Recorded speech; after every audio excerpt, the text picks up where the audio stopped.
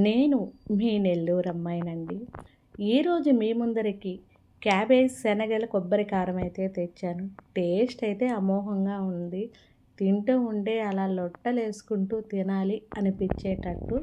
మనకి కావాల్సింది క్యాబేజీ, పచ్చిమిర్చి, ఆనియన్స్, కొత్తిమీర, కరివేపాకు, వీలైనంత వరకు ఒక సగం చిప్ప లేతది కొబ్బరి తీసుకోండి. శనగపప్పుని ఇలా నానబెట్టి కుక్ చేసుకున్నామనుకోండి, ఆ శనగపప్పు కూడా మనకి ఎక్కువ ఉడకాల్సిన అవసరం ఏమి లేదు. ఒక హాఫ్ బాయిల్ అయితే చాలు. క్యాబేజీ మీకు నచ్చినట్టుగా క్వాలిటీ అయింది కొంచెం ఫ్రెష్గా ఉండేది తీసుకోండి. ఈ క్యాబేజీని చాలామంది అవాయిడ్ చేస్తూ ఉంటారు. ఈసారి ఇలా ట్రై చేయండి, చాలా టేస్ట్గా ఉంటుంది. ఈక్వల్గా మనం కట్ చేసుకున్న క్యాబేజీని మళ్ళీ మీరు కడక్కండి. మాకు తెలియదా అనుకుంటారా? చాలామందికి చాలా తెలియదండి. నాకు కూడా కొన్ని కొన్ని తెలియదు.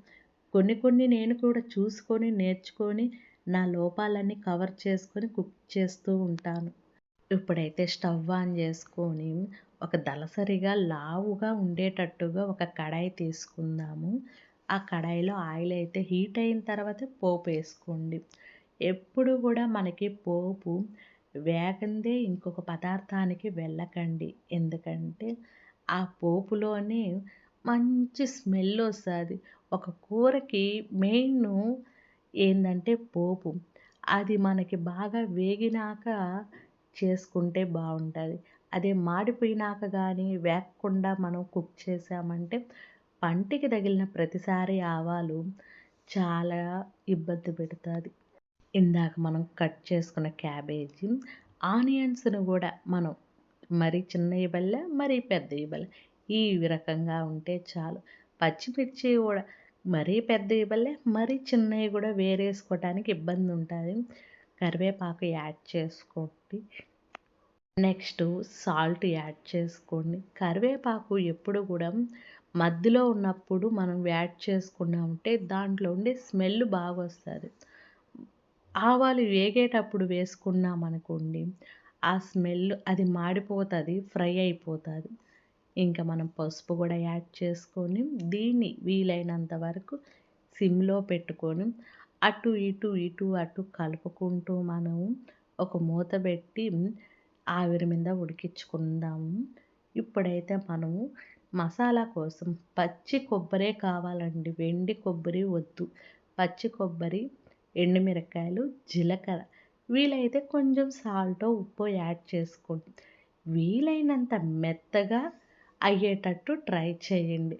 ఇలా ట్రై చేసుకున్న తర్వాత మన పచ్చెనగపప్పు ఉంది కదా, దాన్ని 50% కుక్ అయిన తర్వాత చూడండి, తినేదానికి అనువుగా ఉండేటట్టు మనము దాన్ని చేసుకొని వాటర్ ఇందాక మన క్యాబేజీ ఉంది కదా, దాంట్లోకి ఆ పచ్చెనగపప్పు, మన కొబ్బరి మసాలా యాడ్ చేసేసుకుందాం.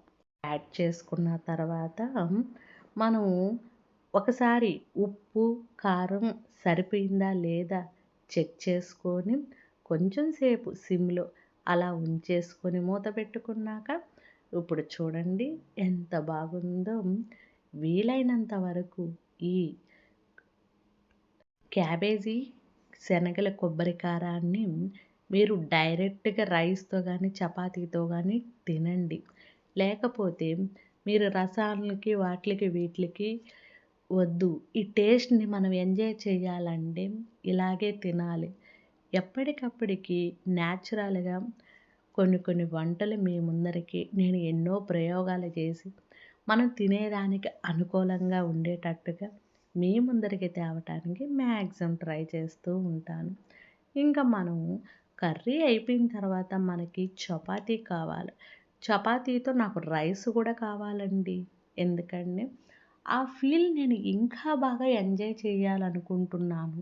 కానీ ఎప్పుడు చపాతీ తీసుకున్నా కంపల్సరీ నేను రైస్ ఐటమ్ అయితే తీసుకుంటాను. ఇది చపాతీకి చాలా అంటే చాలా బాగుంటుంది. ట్రై చేయండి. తింటూ ఉంటే అమోఘంగా ఉంది. ఎక్కడ కూడా కొబ్బరి ఫీలే తెలియటం. మీకు పచ్చెనగపప్పు అవాయిడ్ చేద్దామంటే అవాయిడ్ చేసేసిండి. పచ్చెనగపప్పుతో తింటుంటే అది పంట కింద తగిలి ఆ కొబ్బరి ఫీలు, క్యాబేజీ ఫీలు చాలా అంటే చాలా బాగుంటుందండి. రైస్‌కి కూడా చాలా అంటే చాలా బాగుంటాయి. బేసిక్‌గా నేను లైట్‌గా కలుపుకొని తింటాను. మీరు చిక్కగా కలుపుకొని ఇంకా బాగా ఎంజాయ్ చేయండి. లైట్‌గా ఎందుకు కలుపుకుంటానంటే, నాకు ఆ ఫీల్‌ని అట్లాగా ట్రై చేయటం ఇష్టం. చిక్కగా కన్నా ఇలా ఇష్టం నాకు. ఎప్పటికప్పటికి మంచి మంచి వీడియోస్‌తో, మంచి మంచి నేచర్ ఫుడ్‌తో మీకోసం మీ ముందరికి ఎప్పుడు వస్తూనే ఉంటుంది మీ మధు. మళ్ళీ మంచి వీడియోతో వస్తాను.